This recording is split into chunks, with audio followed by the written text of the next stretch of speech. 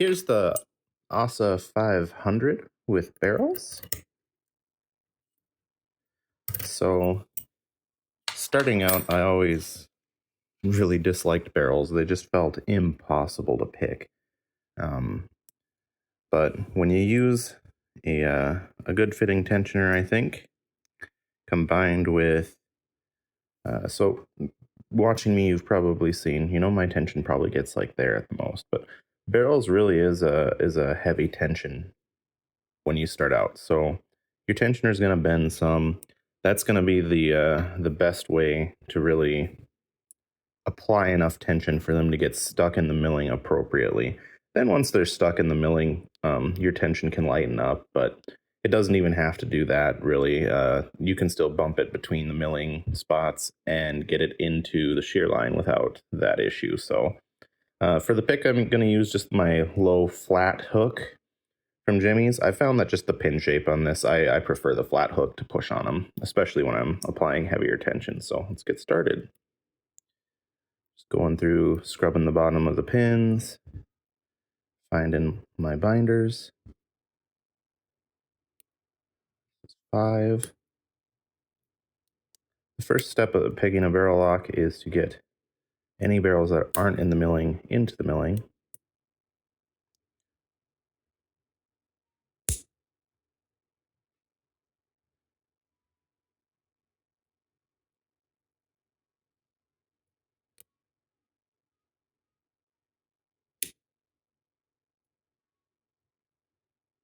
We're on 2 now.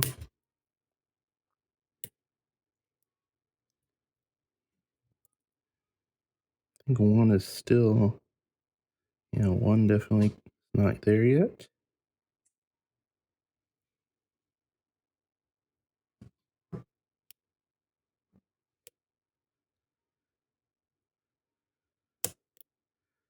Just trying to tap everything in. I got a little bit of core movement there, which tells me that every barrel's probably in the milling now.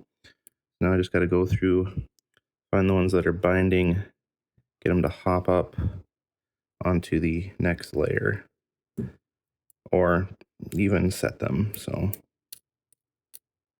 5, probably already set. 4 is definitely binding.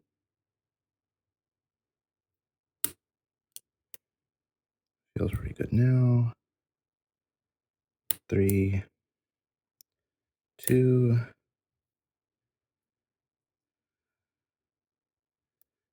Check 1 again.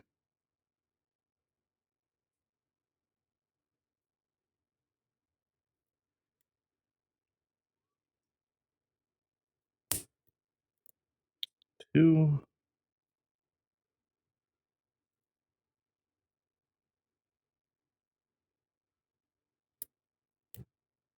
3. 4. And 5. 5 definitely dropped. Now it feels good.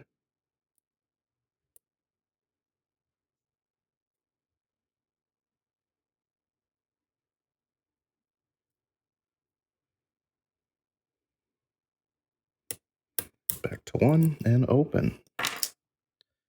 So that's our ASSA 500 barrels. Go ahead and gut this. Take a look at how they work inside.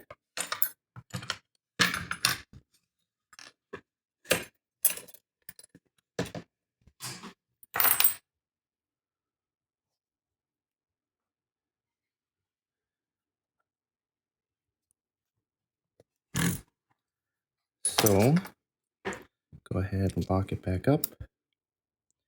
And looks like we got Torx bits for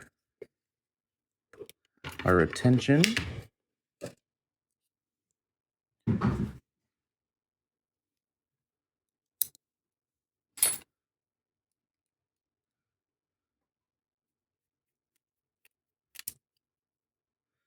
So yeah, the barrel locks have historically been challenging and unfun to me, but as I come back through picking all the locks that I have, just to get them all on video, I realized, I always just need to tension things until I get good feedback.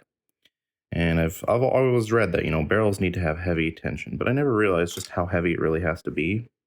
I think that's because starting out, I was really nervous about giving heavy tension to locks simply because it was hard as a beginner to know when I'm touching, say, that warding that's blocking the pin there versus the pin itself. If you're on the pin, it's not a big deal. You won't bend your pick. But if you're on the warding, thinking you're on the pin, and you're still applying a lot of pick pressure, you're going to end up bending picks. So now that I've got a lot more experience under my belt, it's not as difficult, and I'm not as worried about picking warding because I know what warding feels like. It's unmovable. Even a binding pin's got a little bit of give to it. So as a 500, ASSA 500, it has 5 pins. So let's go ahead and get those out. 1, 2, 3, 4, and 5. So there's our 5 pins.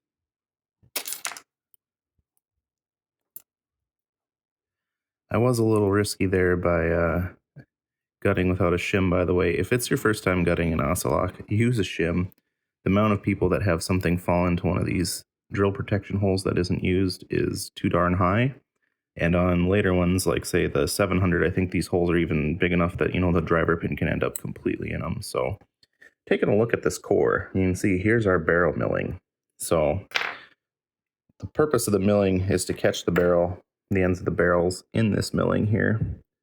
And you can see, just taking your pick through it, how your pick catches on each of these they're basically like little serrations. And so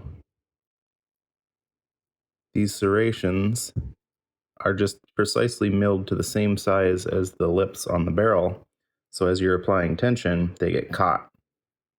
Now, if you don't have enough tension applied, what happens is you just simply, those barrel lips do not get caught in here effectively. You'll go and you'll try to set another barrel and it'll drop down. And you'll basically be constantly ping-ponging back and forth. But with heavy enough tension, you'll get them all caught in this milling, and then you can lighten it up a little bit and get them past. That's probably the awakening I needed to start being able to pick barrel locks and feel like they're not really a big challenge. So should have 5 barrels in here. There's one of them. So as you can see, there's that sharp little edge on the barrel on both sides.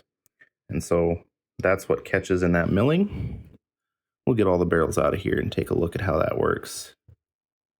I'm going to grab the springs too, just because they stick out and I don't want to accidentally mangle any springs that I don't have to.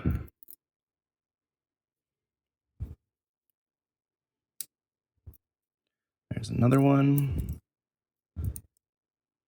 ASSA's got a couple different sizes of barrels to match their pin stacks, so they maintain a mostly balanced setup. Oh, see, even there, that's what I was trying to prevent from happening, but there's the barrel for 3. As you can see, this guy is a little bit longer for our shorter key pin.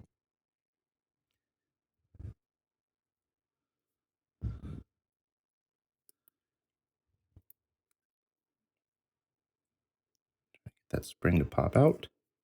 There he goes.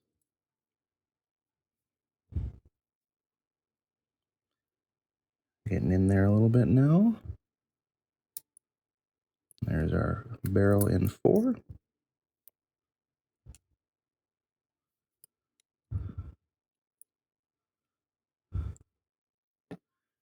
The spring. Might as well flip over. I probably should have flipped over for 4, but I didn't, just so that it's easier to see. Oh, and there's barrel number 5. He went for an adventure. Nice thing about barrels is they're double-sided, so it doesn't matter which way you put them in, they'll still work. which also means during gutting you don't have to be as careful demonstrating their orientation as you would with a gin lock, for example. So there's our 5 barrels and our 5 key pins. Beautiful oval, very nicely polished. So let's take a look at how, barrels work inside the milling, just to demonstrate that. So if it's in here, sitting in there before the key pin, you'll feel it binding because it'll be binding on that thicker section of that barrel. You'll push it up, and then suddenly it gets caught on that ledge. Now, this has a very light amount of tension that I'm applying on it, and you'll see it just goes right past it, no problem. The downside of that is it'll also get caught with your light amount of tension, and then you'll go push on another one, and it'll disturb the setting, and then boop, it drops. And then now you have to go and set that barrel again. And you'll get in a ping pong state where you'll be setting one, and it'll drop, get the other. But if you have, let's say, a lot heavier tension force, like this, you'll see I can't even pull that out anymore. It gets caught on that milling there really well. So you'll get them all to heavier tension. Then you can lighten it up a little bit, give it some taps so it pops up to the next one. So now it's in that second line. Then finally some taps so that it pops open and gets over to the shear line. So that's how barrels work. They are actually kind of a lot of fun to pick once you get used to them. Like I said, you have to apply that heavy tension when you start so that they actually get caught in this milling, so that all 5 of them will get caught in that milling. You'll get a little bit of core movement just because they'll all have that little bit of a narrow section there then that the shear line will be at. And they'll all get caught in there. And once they're all caught in there, then you just need to tap them. During my pick, I actually even dropped one of them as I was going through doing the taps, just because I lightened up the tension enough. And you noticed all I had to do was go back, get it set, and I actually was able to just set it all the way to shear, and then come back and tap one to get that to shear, and it opened up. So hopefully that explanation helps you in your barrel picking adventures. We'll get a little close-up of all 5 pins here. That is our ASSA 500. I hope you guys enjoyed, and I will see you all later.